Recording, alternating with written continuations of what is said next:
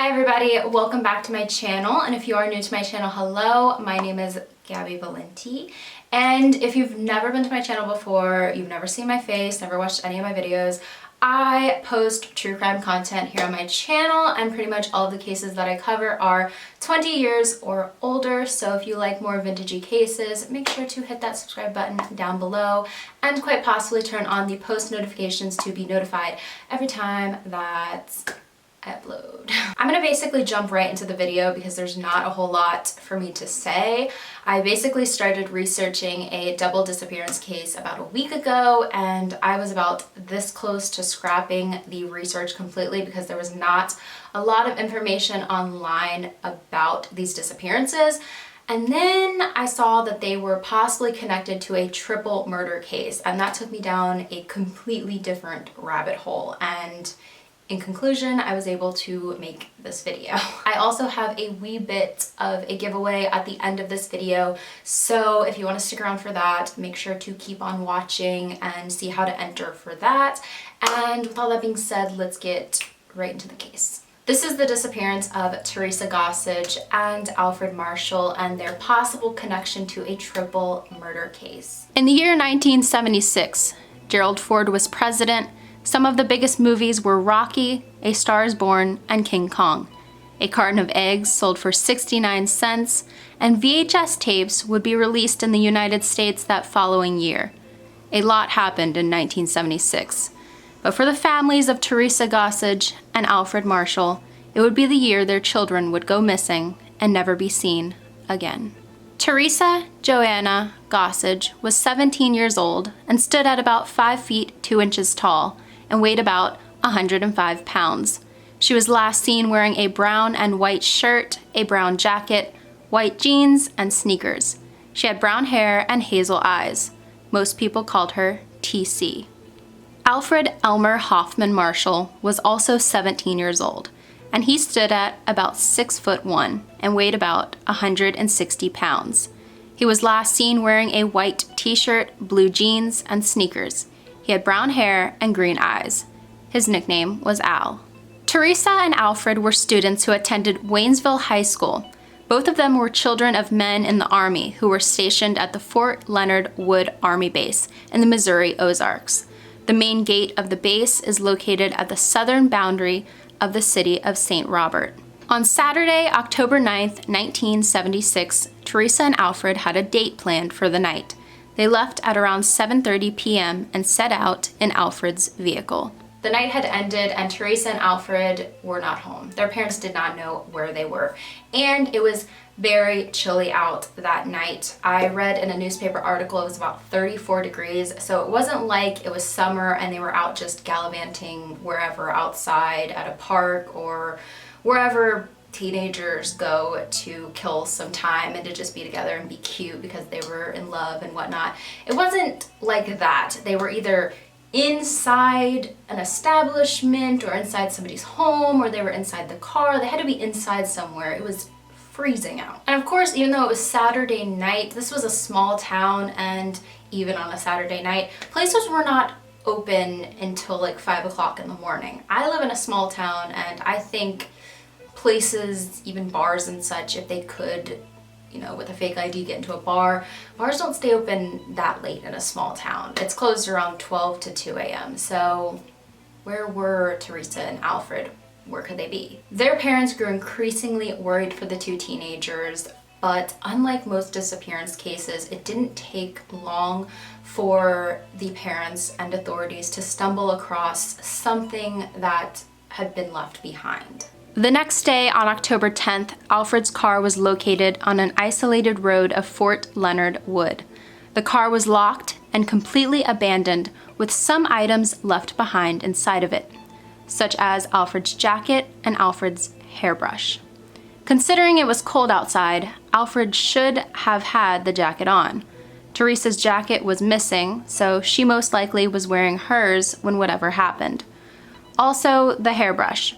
Such a trivial item in reality, but it was something Alfred always had on him, using it very frequently throughout the day to brush his hair.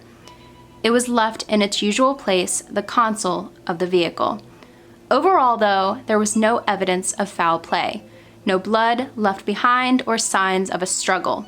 Simply an abandoned vehicle. When Teresa's parents and Alfred's parents talked to authorities, can you guess what authorities told them? This was a case of two teenagers in love with each other who had gone missing.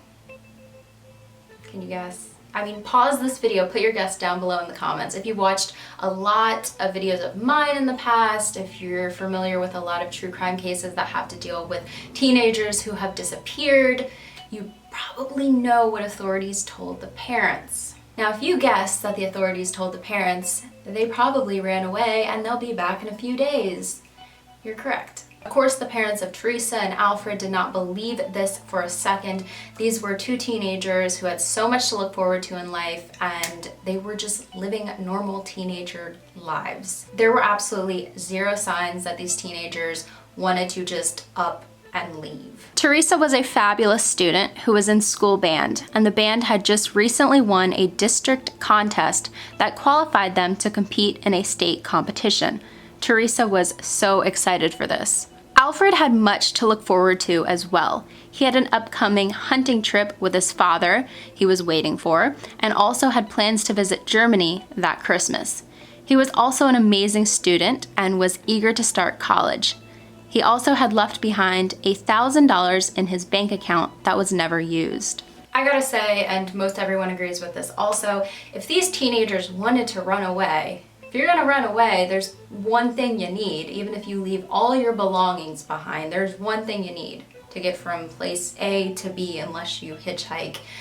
Money. You're gonna need money. And Alfred had $1,000 in the bank, and this was never touched. Don't you think they ran away, they would use this $1,000 in some way, even if it was just $2 to $4 for a bus ticket across town? The theory of them running away was completely crossed off their parents' list of theories. But soon there would be one theory to consider. A few months later, in January of 1977, a horribly tragic event happened in that area that had a lot of very similar circumstances to the disappearance case of Teresa Gossage and Alfred Marshall. On Wednesday, January 12th, 1977, 4 teenagers decided to go out on a double date.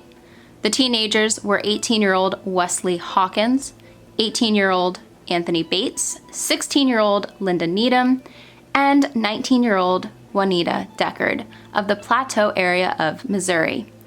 As they were crossing Fort Leonard Wood around the back gate, they were pulled over by an officer, a military police officer. The officer claimed that they were being pulled over because their car matched one that was recently linked to a robbery in the area. This officer forced them all out of the vehicle and arrested both Wesley and Anthony, and then put the 4 teenagers in his police car. He then proceeded to shoot the 2 boys in the head and then drove both terrified Linda and Juanita to a very remote cabin where he sexually assaulted them. The officer then took the girls to a second location where he shot them as well. He then drove all 4 victims, covered their bodies with snow, and drove off hoping no one would ever find their remains. Juanita, though, would survive to tell the tale. Juanita only made it out alive because she played dead. She turned her head at the exact right moment, which prevented her from being shot.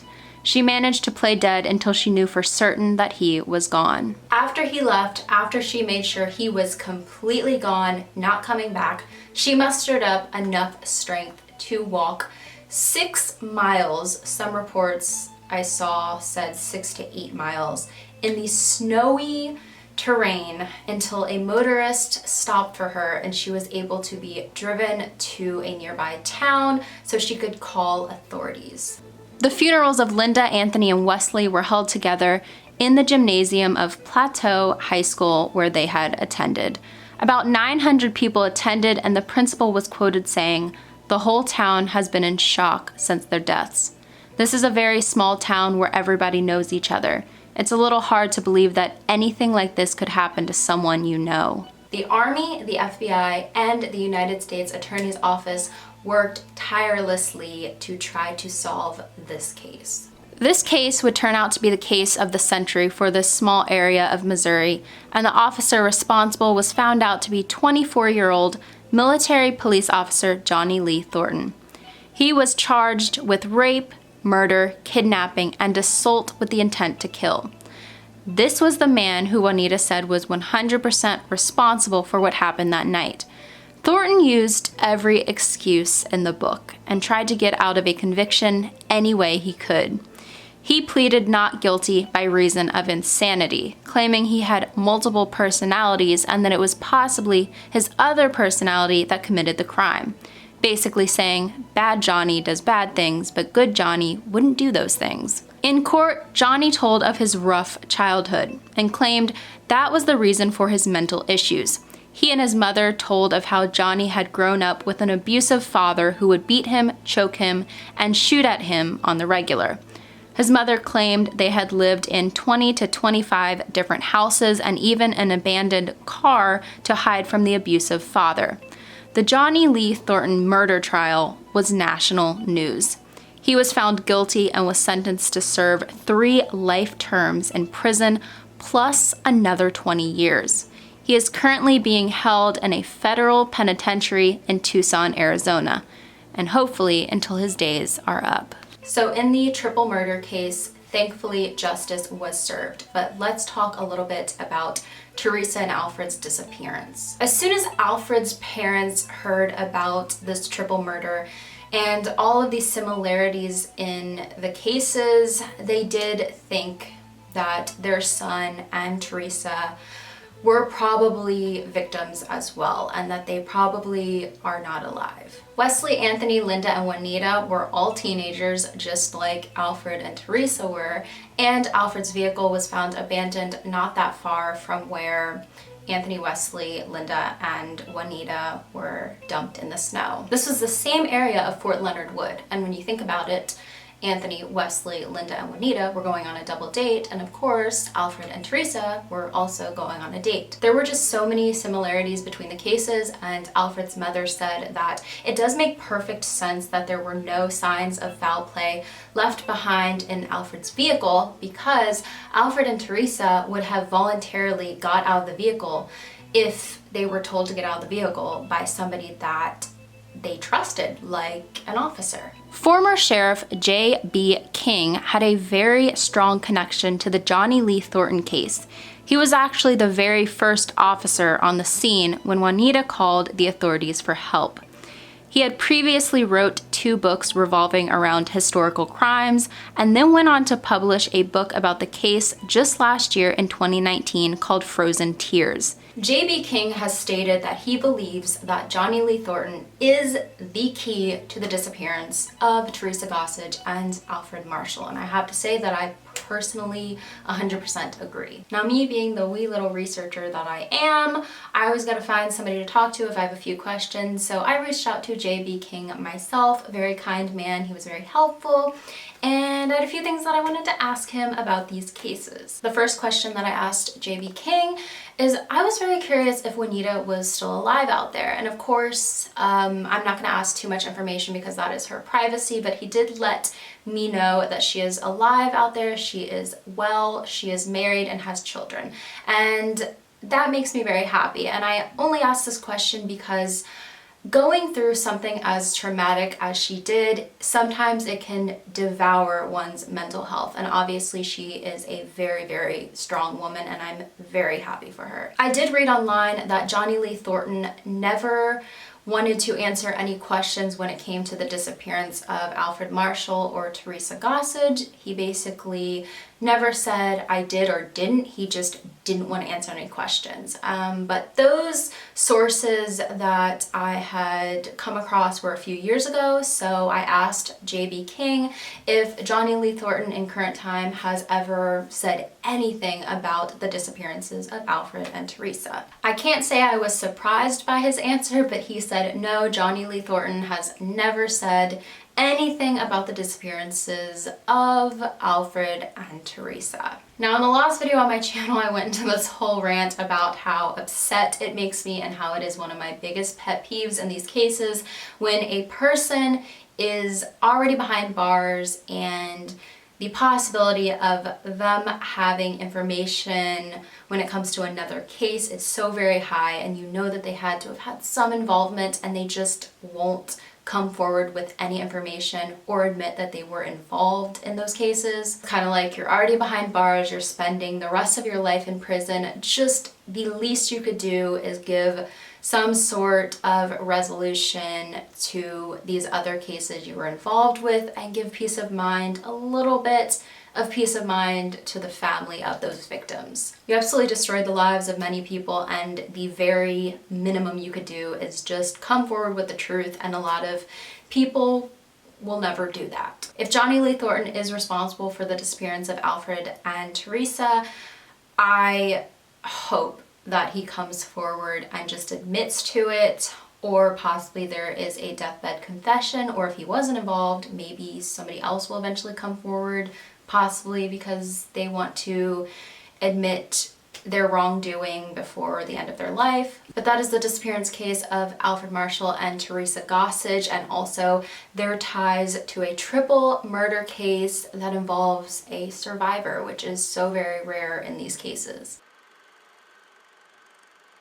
Now let's get into the giveaway that I have for you all. I'm going to be selecting one winner, and you are going to be winning J.B. King's book, Frozen Tears, about these cases. The book goes into great detail about the murders of Wesley Hawkins, Anthony Bates, and Linda Needham, and also the survival story of Juanita Deckard. The book, of course, covers the trial of the century, which is the trial of Johnny Lee Thornton, and it also touches a little bit on the disappearances of Alfred Marshall and Teresa Gossage and how similar their cases are to the cases of the other 4 teenagers. If you want to purchase this book yourself, I will have the link down below in the description of this video, but if you want the chance to possibly win a copy of this book, here is how you enter. If you are younger than 18 years old, make sure that you have your parents' permission before you enter this giveaway, because I don't want to upset any parents that some random true crime YouTuber sent their child anything in the mail. So make sure you have your parents' permission. To enter this giveaway, leave one comment on this video, and you're going to tell me in that comment